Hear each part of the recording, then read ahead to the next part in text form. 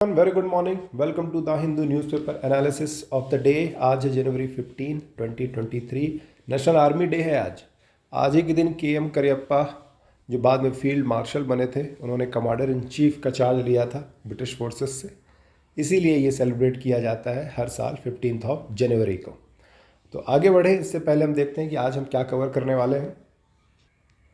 आज हम कवर करेंगे प्रीवियस ईयर क्वेश्चंस के साथ साथ detail coverage of newspaper, map, place in news जो होता है, और एडिटोरियल डिस्कशन नहीं हो पाएगा क्योंकि आज संडे है, एडिटोरियल्स आते नहीं हैं। इंडियन एक्सप्रेस हमने कल से ऐड किया है, उसकी जो इंपॉर्टेंट न्यूज़ है जो द हिंदू में कवर नहीं होती हैं और जो वेरी इंपॉर्टेंट है UPSC पॉइंट ऑफ व्यू से या state PSC point of view से, उसे भी कवर करेंगे। फिर प्रीलिम बूस्टर, जो कुछ इन्फॉर्मेशन जो प्रीलिम के लिए रियली इंपॉर्टेंट है, पोटेंशियल क्वेश्चन उससे आ सकता है, उसे देखेंगे। तो आज का प्रीवियस ईयर क्वेश्चन ये रहा। In a given year in India official poverty lines are higher in some states than in other because A. Poverty rates vary from state to state. B. Price levels vary from state to state. C. Gross state product varies from state to state. और D. Quality of public distribution varies from state to state. तो ये बताना है आपको कि poverty line क्यों differ होती है, ठीक है, हर स्टेट में, किसी में ज़्यादा किसी में कम। ये 4 कारणों में से कौन सा कारण मोस्ट सूटेबल है। फिर दूसरा question, in the context of following some scientist suggest the use of cirrus cloud, जो डिफरेंट टाइप्स ऑफ क्लाउड होते हैं ना, उसमें जो सिरस क्लाउड थिनिंग टेक्निक है और इंजेक्शन ऑफ सल्फेट एरोसोल है स्ट्रेटोस्फीयर में डाला जाता है, वो किससे रिलेटेड है। A. Creating artificial rains in some regions. B. Reducing the frequency intensity of tropical cyclones. C. Reducing the adverse effects of solar wind on earth. और D. Reducing the global warming. इन चारों में से कौन सा एक कारण है जिसकी वजह से ये टेक्निक यूज़ की जाती है, ये आपको बताना है। इसका हिंदी वर्ज़न भी देखते हैं। इसका हिंदी वर्ज़न आप यहाँ देख सकते हैं। किसी दिए गए वर्ष में भारत में कुछ राज्यों में गरीबी रेखाएं क्यों उच्चतर है। और दूसरा क्वेश्चन, निम्नलिखित में से किसके संदर्भ में ये जो मेघ विरलन तकनीक और समतापमंडल यानी स्ट्रेटोस्फीयर में सल्फेट डाला जाता है, कि क्या कारण है, किस वजह से, ये आपको बताना है। इसका आंसर कुछ देर में अपडेट कर दूंगा मैं कमेंट बॉक्स में, और अगर आपको इसका आंसर पता है तो कमेंट आप कर सकते हैं। तो चलिए शुरू करते हैं आज का न्यूज़पेपर एनालिसिस। तो पहली न्यूज़ है, गवर्नमेंट आर्म सिविलियंस इन बॉर्डर विलेजेस। तो राजौरी में 1 जनवरी को गोलीबारी हुई थी। वहाँ टेररिस्ट ने सिविलियंस को गोली मारी थी और इससे सवाल खड़ा हुआ था कि जहाँ सिक्योरिटी फोर्सेस नहीं है वहाँ पर सिविलियंस की रक्षा कैसे होगी। तो विलेज डिफेंस कमेटी एक कॉन्सेप्ट है जहाँ पर कुछ लोगों को ट्रेन किया जाता है किसी गांव से, जो ज़रूरत पड़ने पर लोगों की रक्षा कर सकें। तो गवर्नमेंट अब उन्हें आर्म्स प्रोवाइड कर रही है, हथियार, CRPF उन्हें ट्रेन करेगी। ये उसी के बारे में है और इसका बैकग्राउंड देखते हैं कि Jammu Kashmir village defence committee होती क्या है। पहले ये डोडा डिस्ट्रिक्ट में फॉर्म हुआ था 1990s में, ठीक है। मल्टीपल मिलिटेंट अटैक्स जो हो रहे थे, फिर उनको रीनेम कर दिया गया है विलेज डिफेंस गार्ड के तौर पर। और village defence guard will provide a gun और 100 राउंड्स ऑफ एम्यूनिशन, ठीक है, गोली, ठीक है, 100 गोलियाँ दी जाएगी और एक गन दी जाएगी। फिर लेकिन क्या है कि विलेज डिफेंस और कमिटीज़, ये जो कॉन्सेप्ट है ये कोई बहुत नया नहीं है और पर्टिकुलरली जम्मू कश्मीर बस से लेना देना नहीं है। ये छत्तीसगढ़ में भी ऐसे सलवा जुदूम करके एक विलेज डिफेंस कमेटी बनाई गई थी।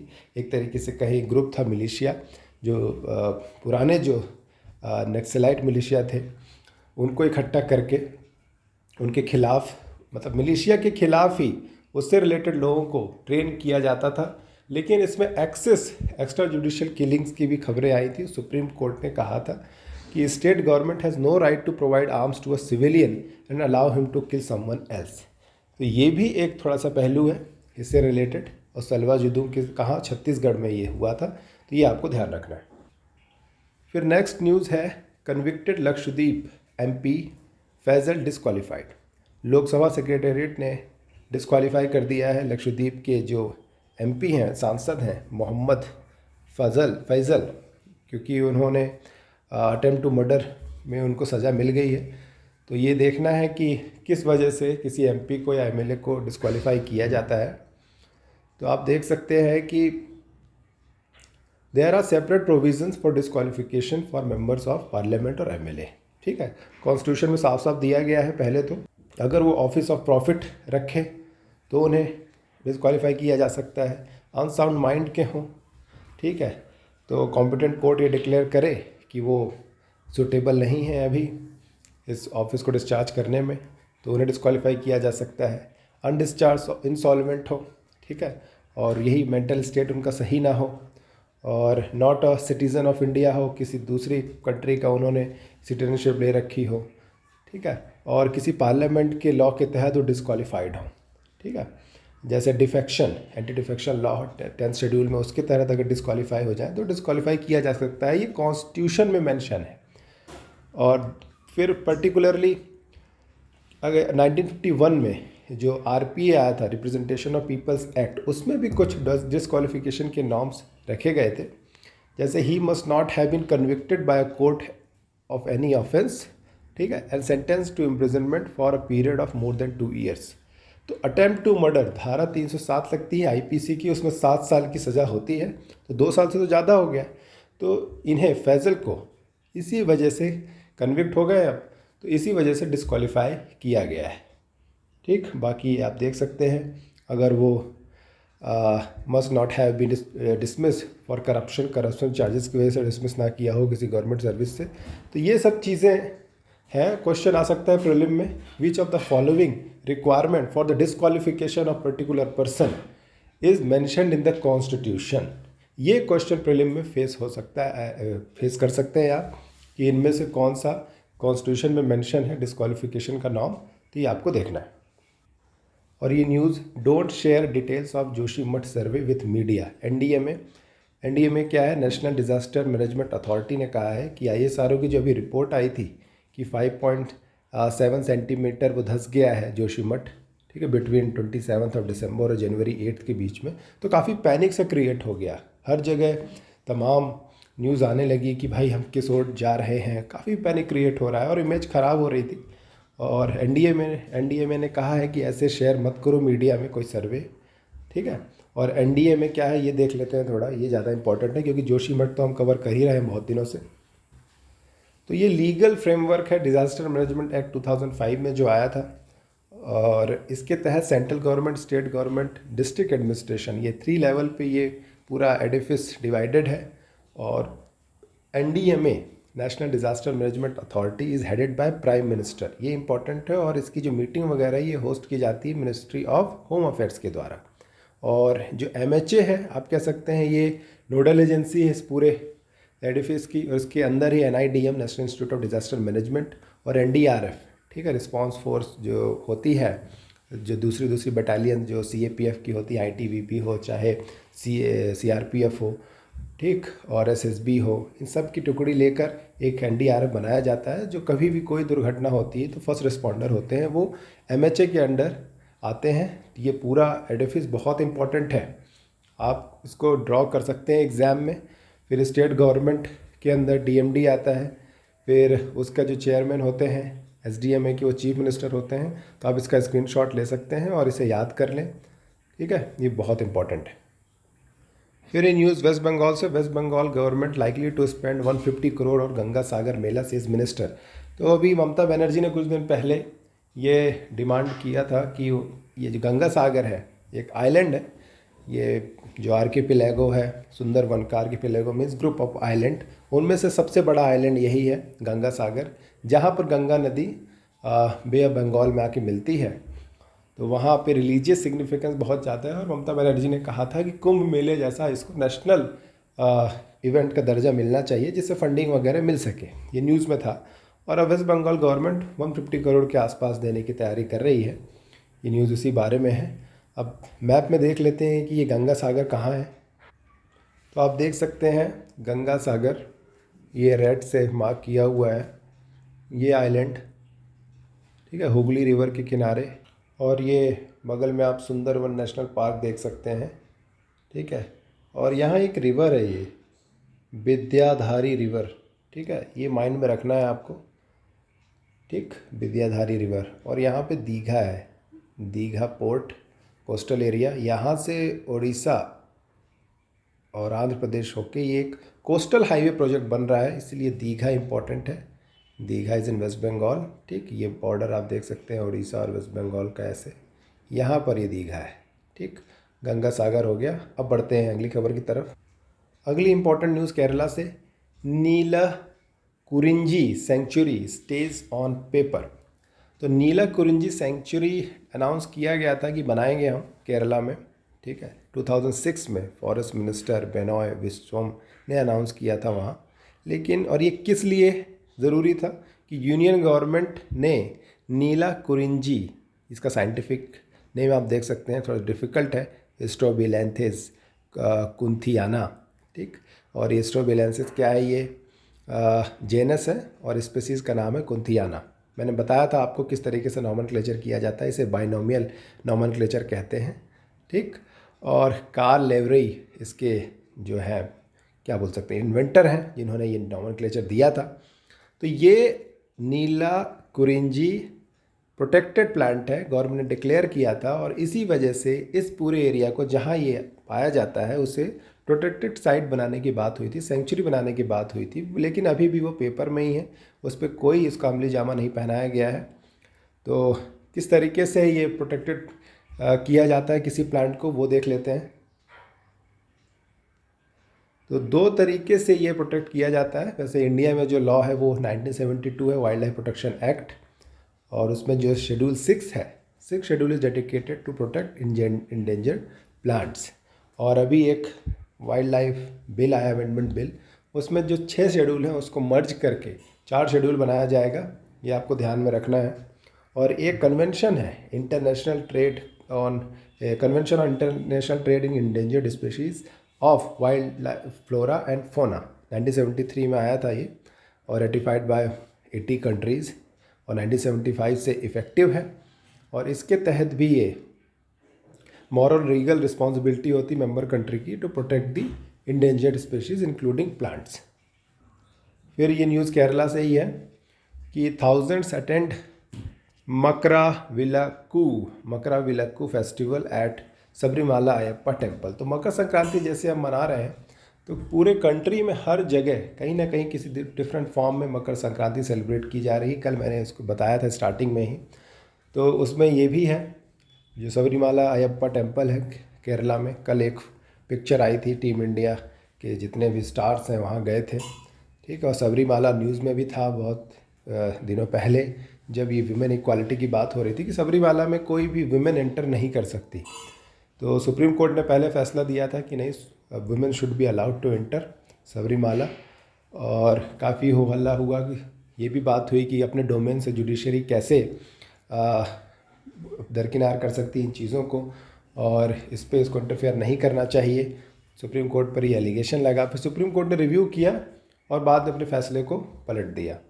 इसीलिए ये सबरीमाला अयप्पा टेम्पल इम्पॉर्टेंट है, और हो सकता है कि कुछ दिनों में आप फिर से सुने ऐसी कोई पिटीशन फाइल होती है तो। फिर ये राजनाथ सिंह डिफेंस मिनिस्टर और पुष्कर सिंह धामी आप देख सकते हैं, इन्होंने soul of steel endurance challenge Dehradun में लॉन्च किया है। तो ये करंट अफेयर वन लाइनर में है, ये soul of steel endurance challenge है, initiative to promote tourism in border areas. तो ये देहरादून में लॉन्च किया है, ठीक है। ये थोड़ा इम्पोर्टेंट लगा मुझे। और EIA must be done before sanction of urban project, supreme court. Supreme court का ये डायरेक्शन है कि इन्वायरमेंट इम्पैक्ट असेसमेंट, इसकी कुछ स्टेजेस होती हैं कि या देखना पड़ता है कि इस प्रोजेक्ट से क्या लॉस होगा वाइल्ड लाइफ को, बायोडाइवर्सिटी को, ठीक है, कैसे लोग इम्पैक्ट होंगे, डिफॉरेस्टेशन कितना करना पड़ेगा, फिर इसकी कॉस्ट इन्वायरमेंट के लिए कितनी है, और प्रोजेक्ट की कॉस्ट के हिसाब से ये तय होता है। अगर प्रोजेक्ट बड़ा है तो सेंट्रल गवर्नमेंट इन्वॉल्व होती है, प्रोजेक्ट छोटा है तो स्टेट गवर्नमेंट ही हैंडल कर लेती है। तो ये इसकी पूरी एक स्टेज है EIA। तो इन्होंने कहा कि कोई भी अर्बन प्रोजेक्ट होता है, शहरों में कोई प्रोजेक्ट होता है, तो उसको सैंक्शन से पहले, उनकी अनुमति देने से पहले EIA ज़रूर परफॉर्म करना होगा। ये इंपॉर्टेंट न्यूज़ है। फिर गोयल साहब, ये जो मिनिस्टर हैं, यूनियन मिनिस्टर, बहुत सारे पोर्टफोलियो इनके पास, तो फूड मिनिस्टर भी हैं ये, और कॉमर्स मिनिस्टर भी हैं, टेक्सटाइल मिनिस्टर भी हैं। तो इन्होंने कहा है कि जो FCI है, फूड कॉरपोरेशन ऑफ इंडिया, ठीक है, जो प्रोक्योरमेंट वगैरह पीडीएस डिस्ट्रीब्यूशन वगैरह करती है अनाज का इस देश में, उसमें करप्शन तो है ही। आप सभी जानते हैं किस तरीके से डाइवर्ट होता है फूड। अच्छा फूड डाइवर्ट हो जाता है, ख़राब फूड डिस्ट्रीब्यूट कर दिया जाता है कई जगह पर। बेनिफिशरीज़ को आइडेंटिफाई नहीं कर पाते ये अच्छे से, ठीक है। और घोस्ट बेनिफिशरीज़ जो है ही नहीं लिस्ट में, उन्हें फूड दिया जाता है, तो कहीं ना कहीं जेबें भरती हैं एफसीआई ऑफिशियल्स की। तो उन पे करप्शन चार्जेस बहुत दिनों से थे, तो अगर ये प्रूव हो गया तो बख्शा नहीं जाएगा, उन्होंने गोयल साहब ने प्रॉमिस किया है। फिर अभी हमने गंगा सागर मेला की बात की, तो वहाँ एक सिचुएशन क्रिएट हो रही है कि वो तो आइलैंड है, सी लेवल राइज हो रहा है क्लाइमेट चेंज की वजह से, लेकिन साथ साथ सिल्टिंग हो रही है। सिल्टिंग मतलब जो कटाव हो रहा है आइलैंड का, मिट्टी जा रही है समुद्र में बह रही है, धीरे धीरे ये श्रिंक होगा और रहने के लिए इनहेबिटेबल हो जाएगा। तो क्लाइमेट चेंज का one of the first island जो इम्पैक्ट होगा वो गंगा सागर होगा, ऐसा अनुमान लगाया जा रहा है। और अगर इसी तरीके से ग्लोबल वार्मिंग बढ़ती गई तो गंगा सागर कुछ दिनों में ये इनंडेट हो जाएगा, फ्लडिंग से पूरा भर जाएगा और रहने के लिए नहीं होगा। ये न्यूज़ उसी बारे में है, किस तरीके से लाइफ वहाँ डिफ़िकल्ट हो रही है मीर अब्बास की। और ये क्लाइमेट रिफ्यूजीज़, वहाँ से जो लोग दूसरी जगह जाएंगे क्लाइमेट रिफ्यूजीज़ कहलाएंगे। तो ये एक स्टैंडर्ड वर्ड है, फ्रेज़ है। तो Sagar the largest island in Sundarbans archipelago, जैसे मैंने बताया, is not only eroding but also become home of many people rendered homeless by sea erosion. ठीक है, सी इरोजन की वजह से कई सारे लोगों का घर उजड़ गया। तो ये इम्पॉर्टेंट पहलू है गंगा सागर का। अब वर्ल्ड अफेयर से important news, China and Bhutan agree to push forward border talks. तो क्या हुआ कि चाइना एंड भूटान 2023 जनवरी 13 को एग्री हुए कि जो उनके बीच में डिस्प्यूट है, बॉर्डर डिस्प्यूट, चाहे वेस्टर्न एरिया में हो चाहे ईस्टर्न एरिया में हो, वहाँ पर हम बातचीत करेंगे। ठीक है, और कुनमिंग में ये फैसला लिया गया था।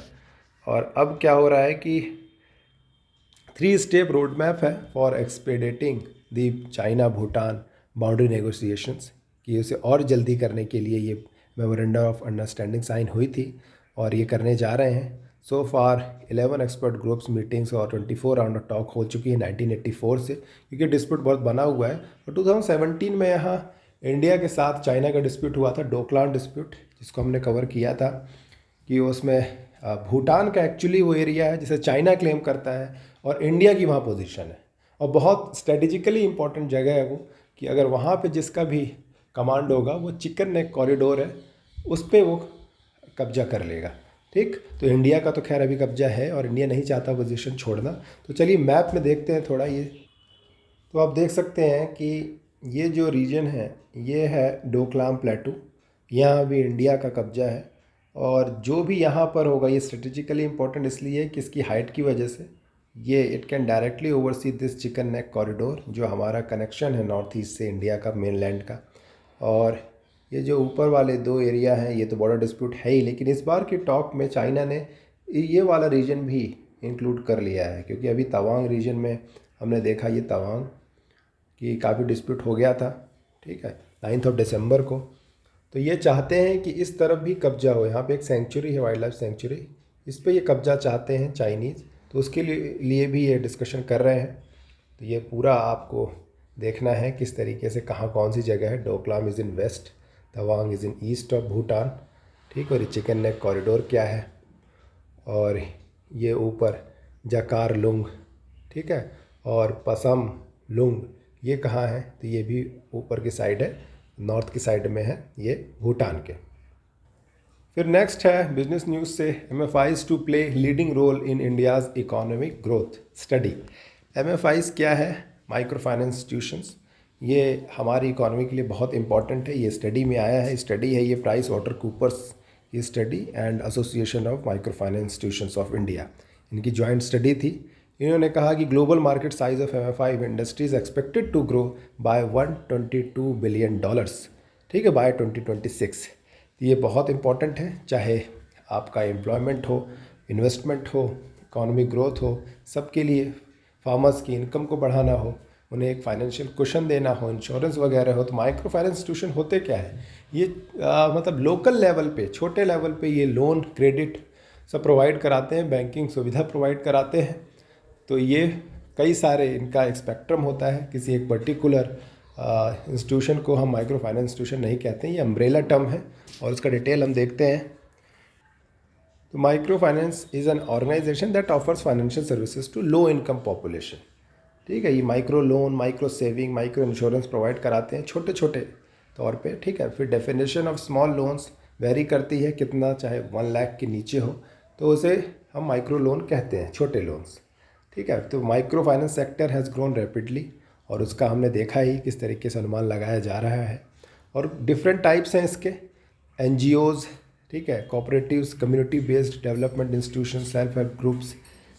ठीक है, चाहे आपका सेवा हो, विमेन के लिए सेल्फ एम्प्लॉयड विमेन एसोसिएशन हो, चाहे आपका SHG हो, सेल्फ हेल्प ग्रुप्स हो, और फिर ग्रामीण बैंक मॉडल जो मोहम्मद यूनिस बांग्लादेश में जिन्होंने नोबेल प्राइज़ मिला था, उससे inspired regional rural banks 1970s में आए थे। 1975 में इस्टेब्लिश किया गया था रीजनल रूरल बैंक्स।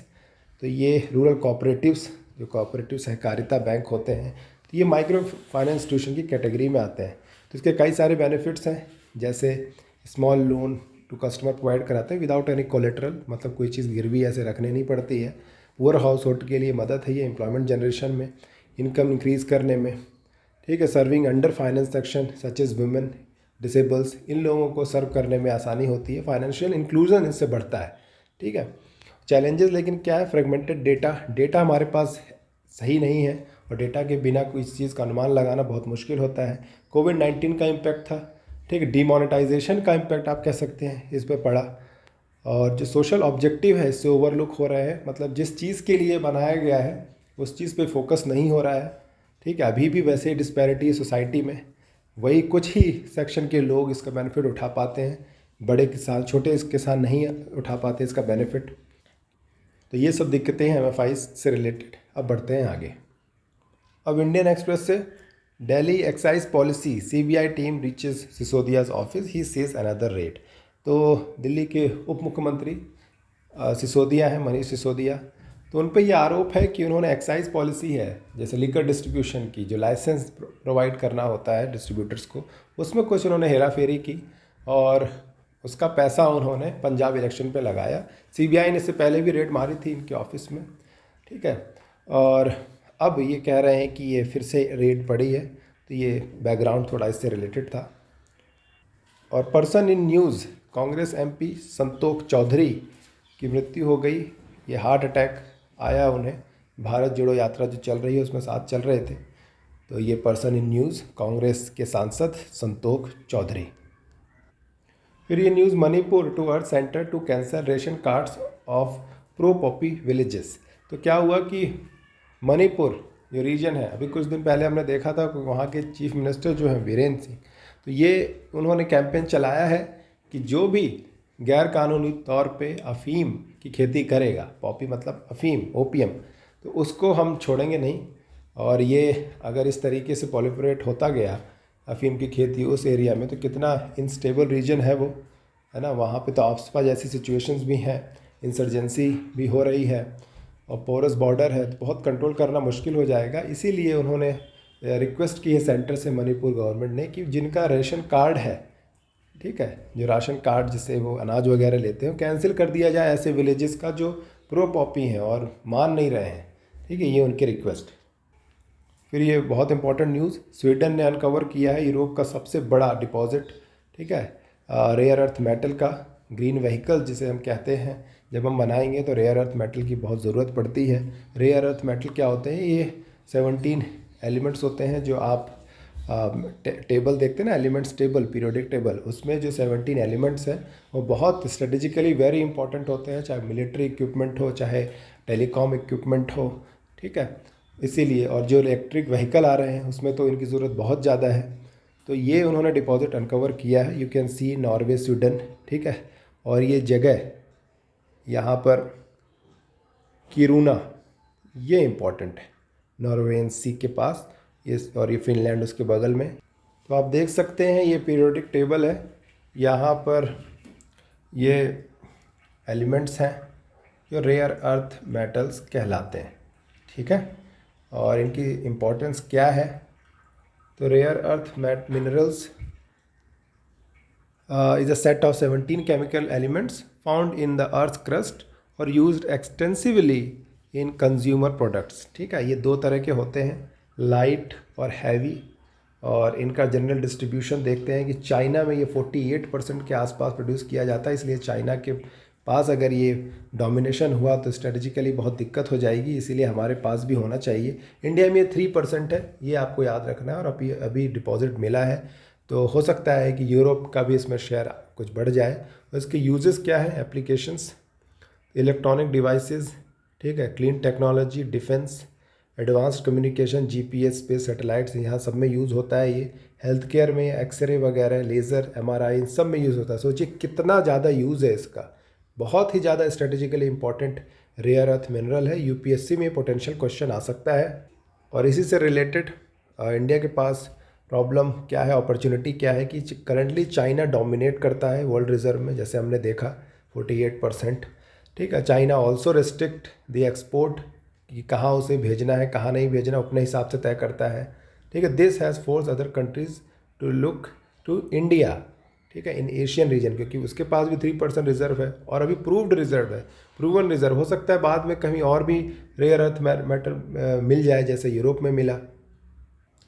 तो इसी के साथ हम आज का न्यूज़पेपर डिस्कशन यहीं ख़त्म करते हैं। लेकिन अब प्रीलिम बूस्टर हमने आज से शुरू किया है, उसे देखते हैं कि आज के प्रीलिम बूस्टर में क्या इंपॉर्टेंट है। तो चिल्लई कलां, आपने देखा होगा कि इस समय काफ़ी न्यूज़ में है, जम्मू कश्मीर में कैसे बर्फबारी हो रही है बहुत ज़्यादा। और अभी तो आईएमडी ने भी कह दिया है कि अभी तैयार रहें आप, ठंड तो और पड़ने वाली है नॉर्थ इंडिया में।